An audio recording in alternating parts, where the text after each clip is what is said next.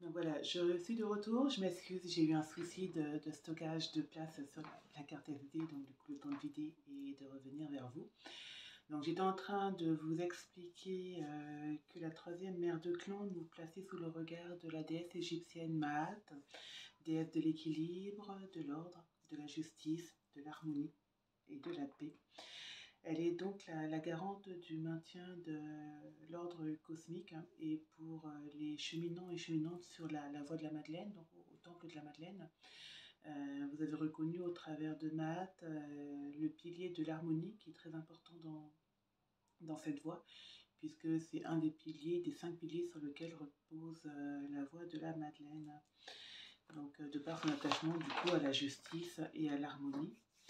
Donc elle est la garante finalement du karma, alors du karma positif comme du négatif. Et c'est donc là vraiment la reliance avec la lignée des Madeleines, puisque les Madeleines, nous préférons nous concentrer plutôt sur les notions d'équilibre et d'harmonie, plutôt que sur les notions de vengeance, puisque nous faisons confiance à la Maat pour s'occuper de cela pendant que nous collaborons avec elle à gérer les autres aspects plus lumineux du pilier.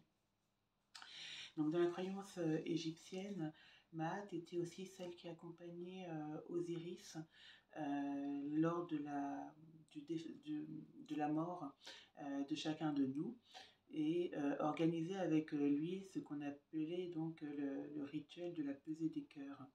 Donc en fait, selon ce rituel, lorsque le cœur d'un défunt était plus lourd que la plume d'autruche de la Maat sur la balance, ce défunt était, avec son cœur, dévoré par un autre dieu qui s'appelait Amout et était condamné à une vie éternelle dans la souffrance.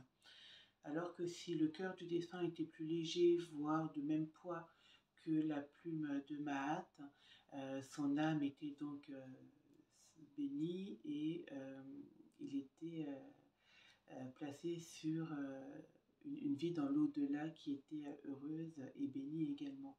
Donc elle vient vraiment peser la qualité de notre cœur et de nos actions durant notre incarnation. Maat, il faut savoir que c'est aussi la femme du dieu Thoth, le dieu de la connaissance.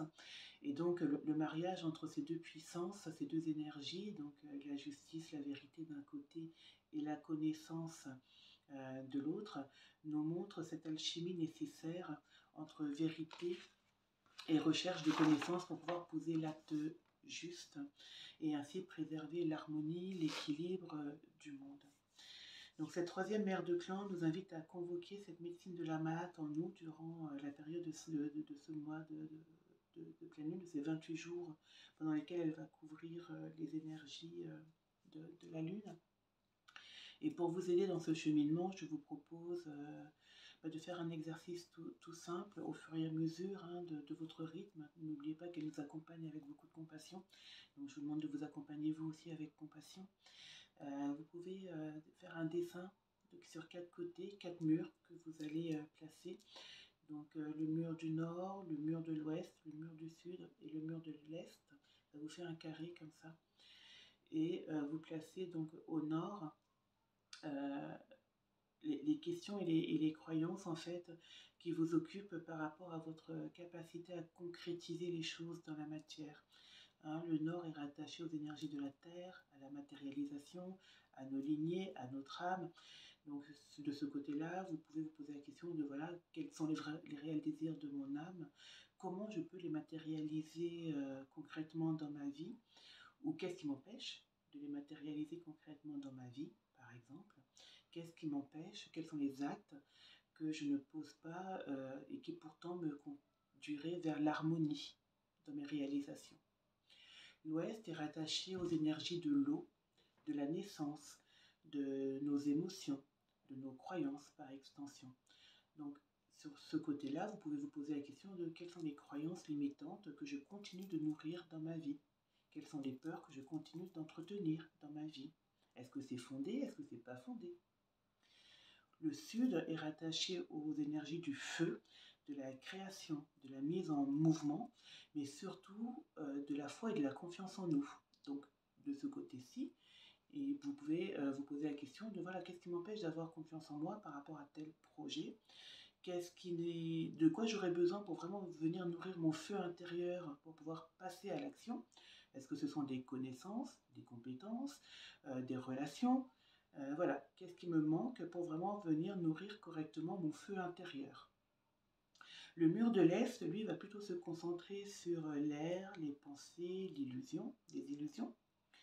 Donc voilà, quelles sont les nouvelles pensées, les nouvelles programmations de pensée que je peux mettre en place dans ma vie pour justement aller plutôt du côté de la loi de l'harmonie et du grandissement de mon être pour continuer à avancer.